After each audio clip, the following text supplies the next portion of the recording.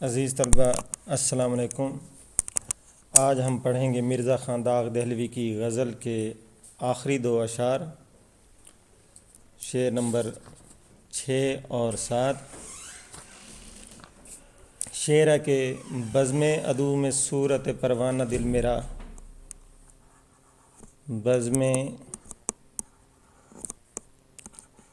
عدو میں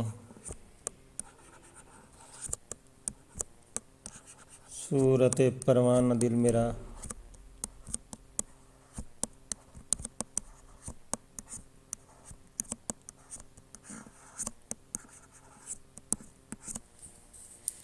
بزم عدو میں صورت پروانہ دل میرا، گو رشک سے جلا،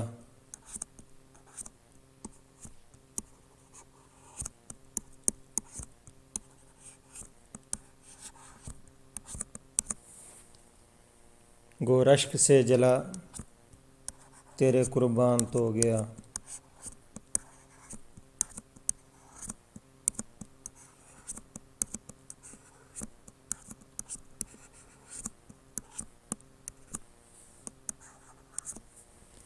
جی، اب بزم عدو کا مطلب ہے رقیبوں کی محفل۔ بزم عدو کا مطلب ہے رقیبوں کی محفل،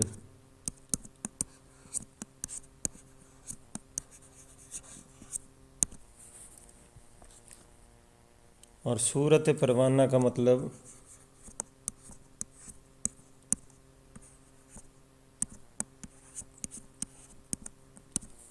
صورت پروانہ کا مطلب پتنگے کی مانند۔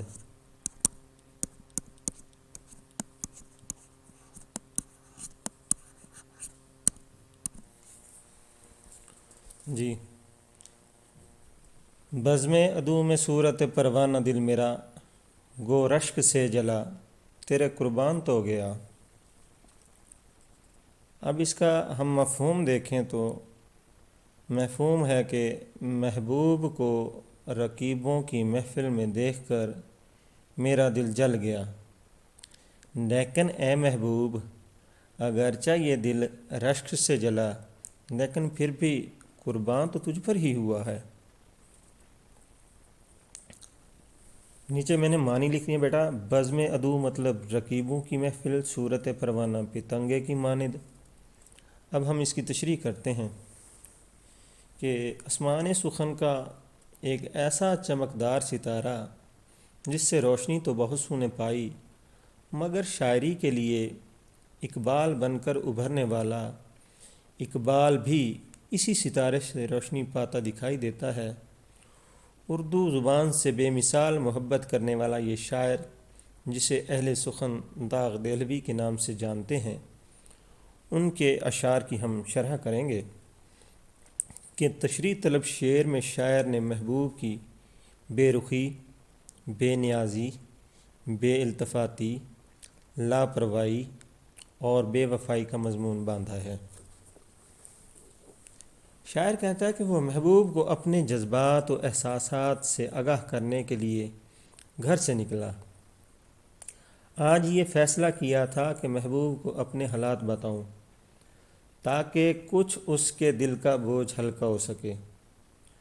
جب وہ محبوب کے پاس پہنچا تو یہ دیکھ کر دل تھام کر رہ گیا کہ محبوب رقیبوں کی محفل سجائے بیٹھا ہے، اور رقیب محبوب سے اظہار محبت اور وفاداری کے بلند بانگ دعوے کر رہے ہیں۔ محبوب مانند شمع ان تمام لوگوں کا مرکز و محور تھا، لیکن اس تمام قصے کا افسوسناک پہلو یہ تھا کہ محبوب بھی رقیبوں پر لطف و عنایت کی بارش کر رہا تھا۔ وہ بھی پیار کا جواب پیار سے دے رہا تھا، انہیں اپنے دیدار سے سرفراز کر رہا تھا اور ان سے محو گفتگو تھا، جبکہ محبوب مجھ سے برعکس رویہ اپنائے ہوئے تھا۔ میرے ساتھ وفاؤں کے بدلے میں بے رخی اور غیروں سے وفا کے بدلے میں قربت، عاشق ان باتوں کو دیکھ کر کب برداشت کر سکتا تھا؟ یہ منظر تو اس پر بجلی بن کر گرتا ہے اور اس کے قلب و ذہن کی دنیا میں ایک بھونچال آ جاتا ہے۔ بقول شاعر: جو میرے عدو تھے رقیب تھے وہ تیرے قریب قریب تھے، جو میرے عدو تھے رقیب تھے وہ تیرے قریب قریب تھے، مجھے تو نے اذن وصال بھی کبھی ایک پل کو دیا نہیں۔ جی، عاشق کو محبوب کے ساتھ رقیبوں کا میل جول بالکل ناپسند ہوتا ہے۔ یہی حالت تشریح طلب شعر میں شاعر بیان کر رہا ہے۔ شاعر کہتا ہے کہ یہ منظر دیکھ کر رشک طاری ہو گیا کہ رقیب بھی کس قدر خوش نصیب ہے کہ محبوب اس سے ناز و ادا کے ساتھ ہم کلام ہے، اور یہ منظر دیکھ کر میرا دل کسی پتنگے کی مانند محبوب پر قربان ہو گیا۔ شاعر کہتا کہ اگرچہ میرا دل رشک سے قربان ہوا ہے لیکن دل قربان کرنے کا موقع تو ملا۔ اس سے کیا فرق پڑتا ہے کہ رشک سے ہوا یا حسد سے۔ بقول انشاءاللہ خواں انشاء میں ادھر حوالے کا شعر لکھ دیتا ہوں۔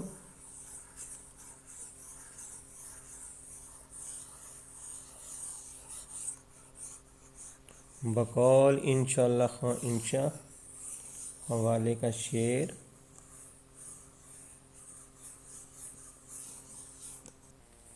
جی، عجیب رسم دیکھی ہے بروز عید قرباں، عجیب عجیب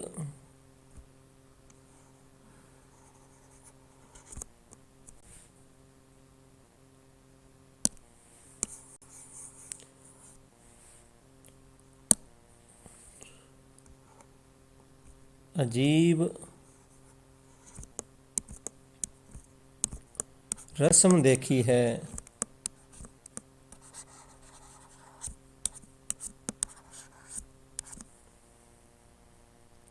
بروز عید قرباں،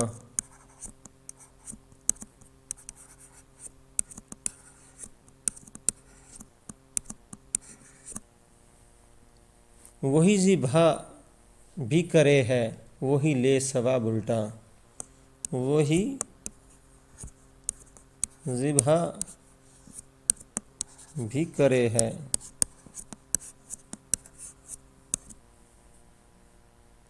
وہی لے ثواب الٹا۔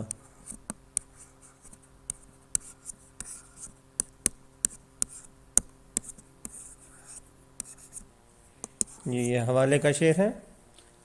عجیب رسم دیکھی ہے بروز عید قرباں، وہی ذبح بھی کرے ہے وہی لے ثواب الٹا۔ جی، یہ ہم نے اس کا چھٹے شعر کی شرح کی ہے۔ اس کے بعد ہم آتے ہیں اب ساتویں شعر کی طرف۔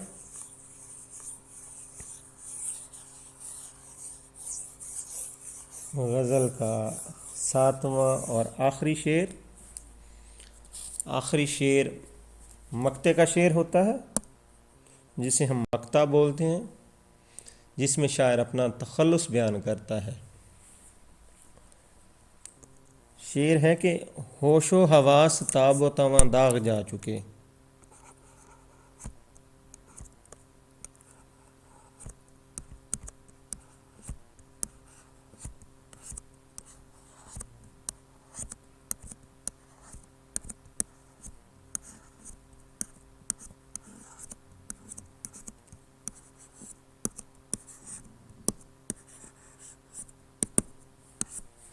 ہوش و حواس تاب و تواں داغ جا چکے، اب ہم بھی جانے والے ہیں، اب ہم بھی جانے والے ہیں،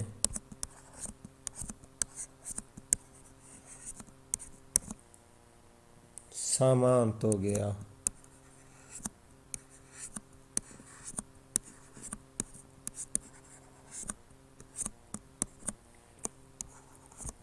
یہ اس غزل کا آخری شعر ہے۔ آخری شعر کو ہم جس میں شاعر اپنا تخلص استعمال کرتا ہے اس کو ہم مقطع کا شعر کہیں گے۔ اگر شاعر اپنا تخلص استعمال نہیں کرتا تو وہ غزل کا صرف آخری شعر ہوگا، وہ اسے ہم مقطع نہیں کہیں گے۔ مقطع ہم اسی کو کہیں گے جس میں شاعر اپنا تخلص استعمال کرتا ہے، ہوش و حواس تاب و تواں داغ جا چکے. دیکھیں کہ اب اس میں یہ تخلص استعمال ہوا ہے. یہ داغ دہلوی جن کا اصل نام نواب مرزا خان داغ ہے، یہ داغ ان کا اصل نام نواب مرزا خان ہے. ٹھیک ہے، داغ ان کا تخلص ہے. ٹھیک ہے، تو اس شعر میں انہوں نے اپنا تخلص استعمال کیا، تو اس لیے ہم کہیں گے کہ یہ مقطع کا شعر ہے. ہوش و حواس تاب و تواں داغ جا چکے، اب ہم بھی جانے والے ہیں سامان تو گیا. جی، تو ہم ادھر حل لغت کریں گے، یعنی کہ اس کے معنی مفہوم یہ صرف آپ کو بتانے کے لیے، آپ نے شرح کرتے ہوئے تشریح کرتے ہوئے یہ الفاظ معنی نہیں لکھنے، یہ صرف اور صرف آپ کو بتانے کے لیے ہیں، آپ کو سمجھانے کے لیے میں یہاں پہ لکھ رہا ہوں. حل لغت: ہوش و حواس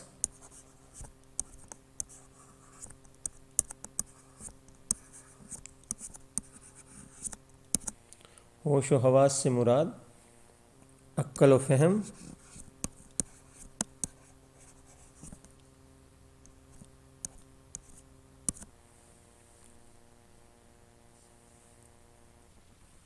اچھا اسی طرح سے تاب و تواں کا مطلب کیا ہوگا؟ تاب و تواں کا مطلب طاقت و توانائی. طاقت و توانائی. جی، ہوش و حواس تاب و تواں داغ جا چکے، اب ہم بھی جانے والے ہیں سماعت ہو گیا. ہر لغت اس کا کیا ہے؟ ہوش و حواس، اس کا مطلب عقل، فہم و فراست، تاب و تواں طاقت، توانائی. ٹھیک، اب ہم اس کا مفہوم بیان کرتے ہیں. مفہوم اس کا کیا ہوگا کہ اے داغ، ہماری عقل و فراست، طاقت و توانائی رخصت ہو گئی ہے، اور اب ہم بھی جانے والے ہیں کیونکہ ہمارا سامان جا چکا ہے. تو اب ہم اس کی مفہوم ہم اس کا کر چکے ہیں، اب ہم اس کی تشریح کرتے ہیں. پہلے میں نے آپ کو اس کا مفہوم بتایا، اب ہم اس کی تشریح کرتے ہیں. مفہوم میں نے بتایا آپ کو اس کا کہ اے داغ، ہماری عقل و فراست، طاقت و توانائی رخصت ہو گئی ہے، اور اب ہم بھی جانے والے ہیں کیونکہ ہمارا سامان جا چکا ہے. اب اس کی ہم تشریح کرتے ہیں کہ تشریح طلب شعر میں شاعر نے ناتوانی کا مضمون باندھا ہے. یعنی جوانی میں انسان کے اعضاء مضبوط، اعصاب طاقتور، دماغ پرجوش اور طاقت عروج پر ہوتی ہے. جیسے جیسے انسان بوڑھا ہوتا ہے ویسے ویسے اس کی جوانی کی صلاحیتیں ماند پڑنا شروع ہو جاتی ہیں. جیسے کہ شعر ہے کہ جو جا کر نہ آئے جو جا کر نہ آئے وہ جوانی دیکھی، جو جا کر نہ آئے وہ جوانی دیکھی، جو آ کر نہ جائے وہ بڑھاپا دیکھا. ٹھیک، جوانی آ کے چلی جاتی ہے لیکن جب بڑھاپا آتا ہے وہ آ کر نہیں جاتا. جی، کیا ہوتا ہے؟ انسان کی وہ صلاحیتیں ماند پڑنا شروع ہو جاتی ہیں، اعضاء کمزور ہو جاتے ہیں، اعصاب ناتواں ہو جاتا ہے، ذہن میں سوچنے سمجھنے کی صلاحیت کم ہو جاتی ہے، دماغ بے جوش اور طاقت رو بزوال ہو جاتے ہیں.